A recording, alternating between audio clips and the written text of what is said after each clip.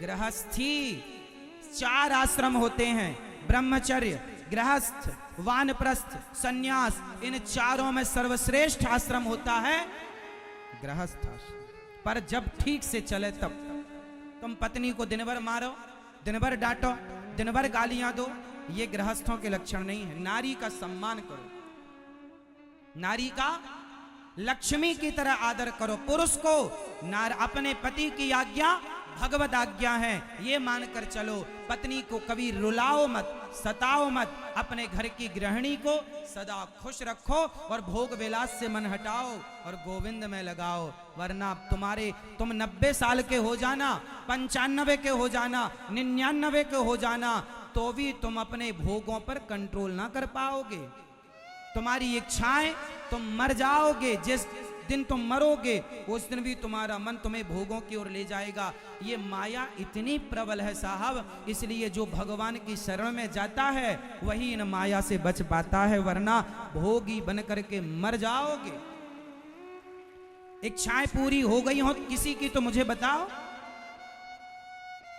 तुम और कर लेना पूरी, फिर बताना, मिलना 4 साल बाद हमें, हम फिर आएंगे मेरठ, बताना इच्छाएं पूरी हुई। जिस दिन तुम मरोगे उसके 1 दिन पहले भी अपने आप से सवाल करना, क्यों मन पूरा हुआ, इच्छाएं पूरी हुई, तो आपके अंदर से आवाज आएगी अभी नहीं।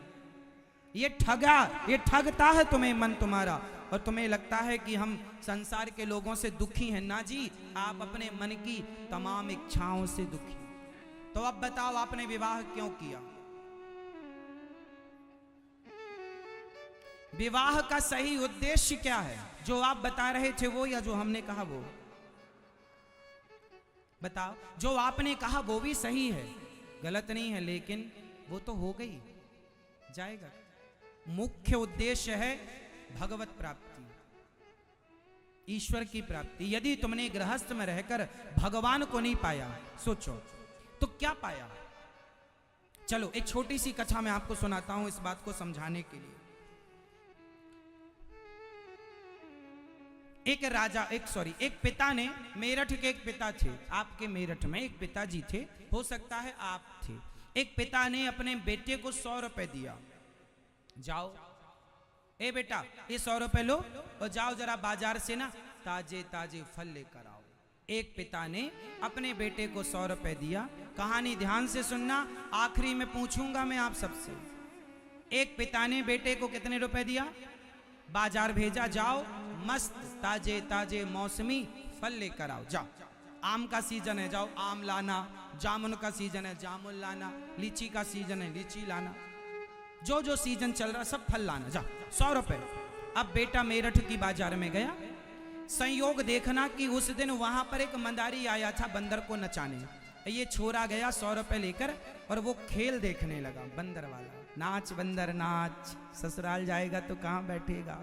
वहां बैठूंगा। कैसे जाएगा? गाड़ी से जाएगा। जब बंदर का नाच पूरा हुआ तो ये जो बेटा था 100 रुपए लेकर गया, ये उस नाच से बड़ा प्रभावित हुआ। इसको लगा कि वाह बंदर इतना बढ़िया।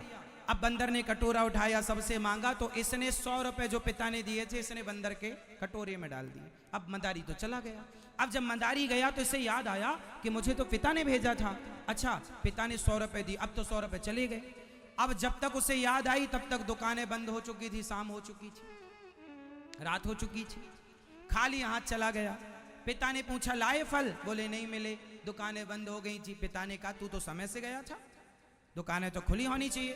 बोले पिताजी वो पैसे, चलो पिता ने कहा चल पैसे, यदि तुझे फल नहीं मिले तो पैसे वापस कर। चलो पिताजी, पैसे भी खर्च हो गए, पैसे भी खर्च हो गए और जिस काम के लिए गया था वो काम भी नहीं हुआ।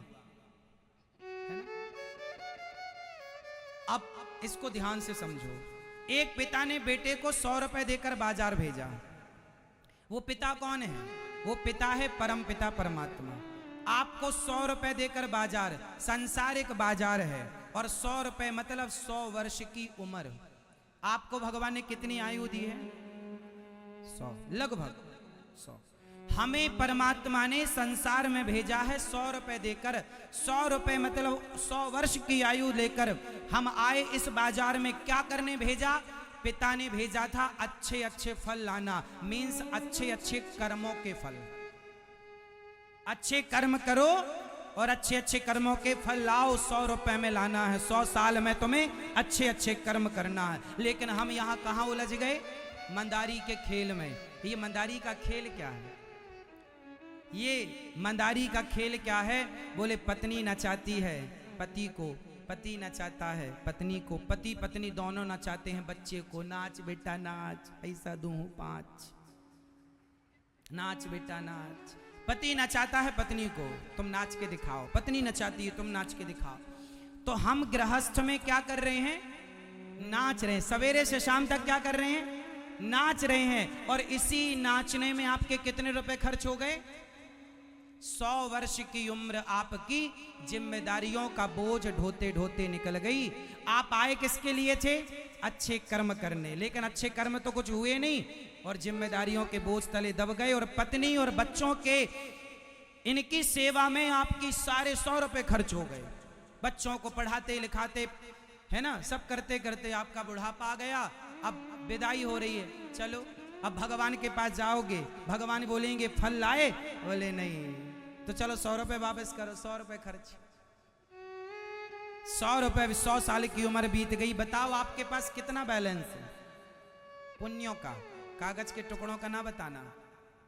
कागज के टुकड़े तो बहुत लोगों के पास बहुत होंगे। चलो बताओ आपके पास पुण्य का धन कितना है? मीराबाई ने क्या कहा? पायो जी मैंने राम रतन धन। पायो जी मैंने, कागज के टुकड़े सोने चांदी समेटने वाला बड़ा नहीं है, जिसके पास राम नाम का धन है वो सबसे बड़ा है। इसलिए कहता हूं जिम्मेदारियां निभाओ। पत्नी के साथ रहना बुरा नहीं है, बच्चों के साथ रहना बुरा नहीं है, काम करना बुरा नहीं है, पैसा कमाना बुरा नहीं है, पर सब कुछ करते हुए भगवान का स्मरण बनाए रखो। हे नाथ, मैं आपको कभी भूलू नहीं।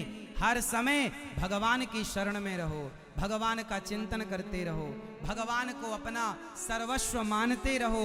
नाथ सकल संपदा तुम्हारी, हे प्रभु सब कुछ आपका है, मैं आपका हूँ। बोलो हे श्रीमन नारायण, मैं जैसा हूँ, मैं जैसी हूँ आपकी हूँ। बस आप इतना भी कहते रहो। आप गाड़ी चला रहे हैं, बस कहते रहो हे प्रभु हम जैसे हैं आपके हैं, हे नाथ हम जैसे। इतना भी कहते रहो तो गति है।